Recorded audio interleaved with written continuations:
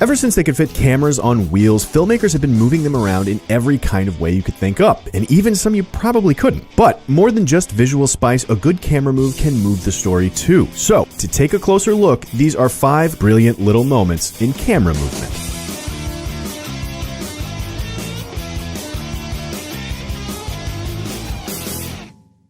In one way or another, we're all reading films. We extract information and ideas and clues about the plot, the characters, the people, to construct a mental representation of the story in our heads. And sometimes that's just about as simple and straightforward as reading actual words on screen, or listening to the words coming out of a character's mouth. A little more complex, but nothing a basic primate can't handle, we watch action and figure out what it is. Beyond that, we make inferences as to things that are hinted at, guess at character motivation, put 2 and 2 together to figure out the killer. And we've talked before about how edits can say things themselves, how there can be information embedded in a cut, but the camera has a voice too. Most of the time, that voice is quiet, a whisper we've learned to ignore. It says, look at this and this. This is important over here. So we look and we read the this and ignore the look at and go on about our day. If you only ever move the camera for a motivated reason, as commercial cinema usually does, for a reason that comes from the story, the characters, the plot, it will disappear behind its motivation. Its artifice will become invisible. Maybe it's a physical reason. A character walks, so you need to follow them. Or maybe it's a narrative reason. You turn the camera to reveal some extra information that we need to know. But you don't just move the camera of its own accord.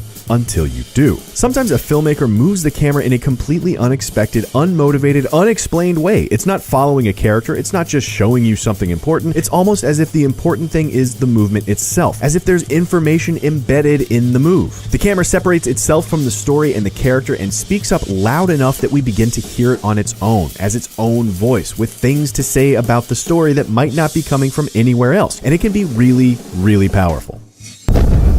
Our first unmotivated camera movement, and probably our most familiar, is the slow push-in. This move happens all the time. We even talked at some length about it back in our original Brilliant Moments breakdown. But the slow push-in is a perfect first example of the camera's voice being heard. It's not reframing, just creeping slightly closer. It doesn't just say look, it says look harder. There's something below the surface. There's more than meets the eye. It knows how we would read a shot statically and then asks us to consider it with just a little more importance. And for a brilliant example, check out this twofer from the beginning of the assassination of Jesse James by the coward Robert Ford. I heard word one about the wife's Confederacies, Jefferson Davis, didn't you? I didn't. No, you didn't.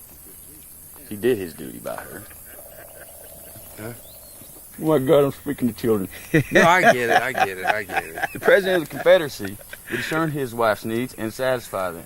At this point in the film, we've seen nothing more than a brief biography of Jesse James. We don't even know who Casey Affleck's character is. And yet, without even a word, we know everything about what's happening here because of how it's shot. Here, try it one more time with the push-in removed. He did his duty by her. Oh my God, I'm speaking to children. No, I get it. Less meaningful, right? This push-in says something important is stewing inside this man's head, while this one says, narrow your focus, this is more than a group of men, look closer at the one in the middle. But put them together, and they become more than the sum of their parts. The dual push-ins connect the meaning just as they're connected in motion. And what comes out of that alchemy is a sense that there's a special moment happening between the man with the gaze and the object of his gaze. Some kind of special longing or interest or desire that Casey Affleck feels towards the man in the middle of this frame, all without a word of exposition, just simple camera talk.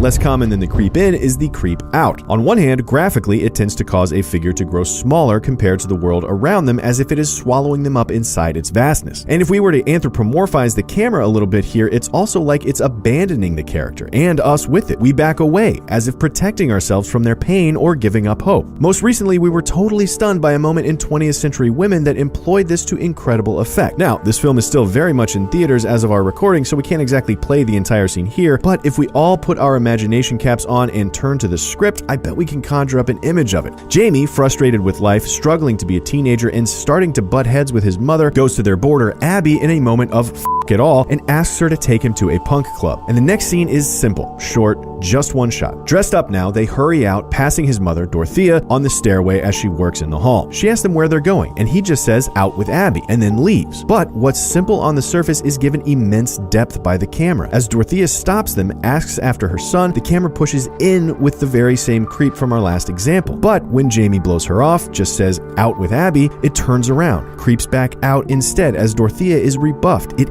inches away, abandoning her just like Jamie does. It turns what might be a banal, everyday scene on the surface into a microdrama of significant depth. A mother desperately trying to connect with her growing son, the son neither recognizing nor much caring, off on his own way with hardly a look. It is a missed connection, an unrequited request for intimacy, and it's the camera that clues us into the emotional weight of it, lingering just a little too long on Dorothea, alone in the stairwell, backing away quietly in her longing and defeat.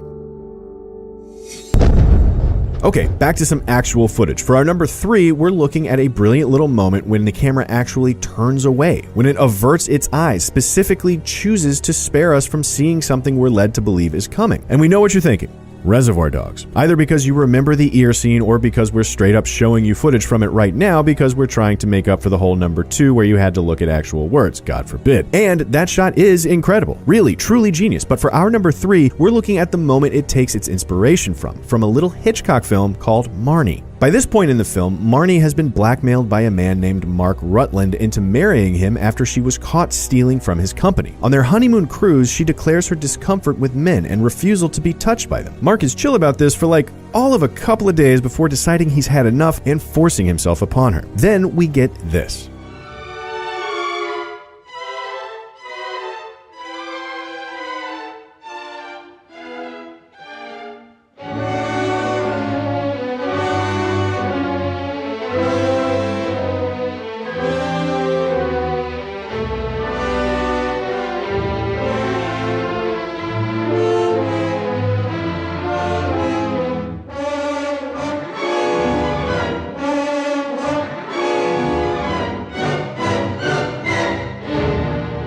Doesn't that just hit you like a sledgehammer? The film sets us up for horror with incredibly confrontational and direct shots. It is fear and anger and violence pointed right at us. It is about to happen to us. We know it's coming, and then we turn. The camera move is resigned. It's like it leaves no hope for escape. It closes the door on an alternate ending completely out of our control. It is afraid, deciding for us that the trauma is too much to view, turning us away as if in a flinch. And it is coping, looking out the window at something peaceful and distracting, waiting for the horror to pass just as Marnie might in that moment. Sure, the camera move spares us the graphic violence, but it is all the more emotionally brutal for its movement here. Imagine if Hitchcock had just cut and ellipsed the act. No turn, just a simple jump to the next scene.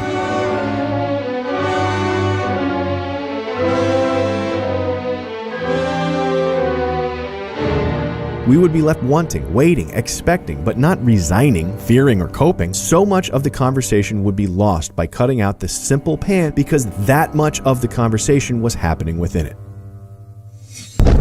Next up at number 4, we have a moment of the distracted camera, the kino eye that loses focus on the main plot, the main character, the main action, and decides to wander away. The viewpoint that has a mind of its own. There's no reason for it in a motivational sense, no character's look or movement or reveal. It's as if it's lost interest in the story for a moment to explore another part of the world. Children of Men is an awesome modern example of this that's smartly analyzed in video essays elsewhere. But for our 4th brilliant moment, we're looking at the master of the wandering camera, Antonioni, for a moment in The Passenger.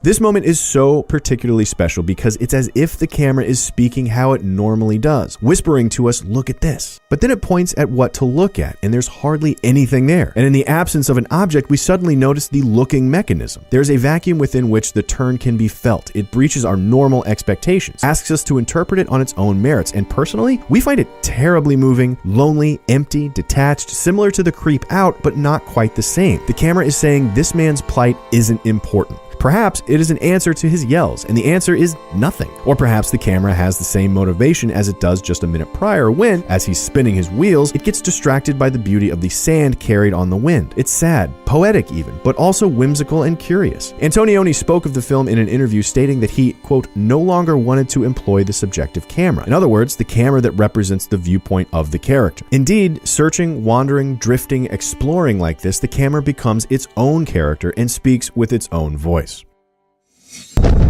And finally, at number 5, we're looking at the camera yelling. Loud, noisy, noticeable, saying, "Oh, shit, something just happened." It could be from a fast dolly rushing in or a quick, unexpected Dutch tilt, but for our number 5, we're actually looking at a brilliant little short film called The Candidate. Burton, a Patrick Bateman type with a whole bag of chips on his shoulder, is approached by a mysterious man from an even more mysterious society with a compelling pitch. Their organization works to rid the world of their mutual enemies by collectively wishing their demise upon them. The secret is that their enemies have to know that there are thousands of strangers out there wishing them ill, and in at least some small way, kind of believe it might work. Skeptical at first, but increasingly interested, we get this. They promised him that regularly, every day, they would be wishing for his death until he could no longer stop the mystic juggernaut that would make the wish come true. Oh, okay, that's a little bit silly. The man died of a heart attack 2 months later. Whoa, wasn't that wild? Didn't you just feel that? Don't you just know that something big happened there? In crossing the line, the whole scene changes visually. Their close-ups flip from screen right and screen left to screen left and screen right. And since everything has changed visually, naturally, we must conclude that everything has changed elsewhere too. And the trick is that if you take the camera out of it, that particular event would seem rather minor. But the camera move, suddenly sliding all the way across the line of action, is like a big neon sign pointing at that little moment saying, "Look here, dummies, there's something important happening here." And that sign, that camera move, that's the narrator, the director, piping up and giving you a big clue. We don't want to give it all away. You'll have to watch the whole short to really see the brilliance of it. But give it a watch and listen to what the camera is telling you, because sometimes it says the things that the characters aren't. So, what do you think? Have any thoughts on our picks? Any other brilliant camera movements worth taking a look at? Let us know in the comments below, and be sure to subscribe for more Cinefix movie lists.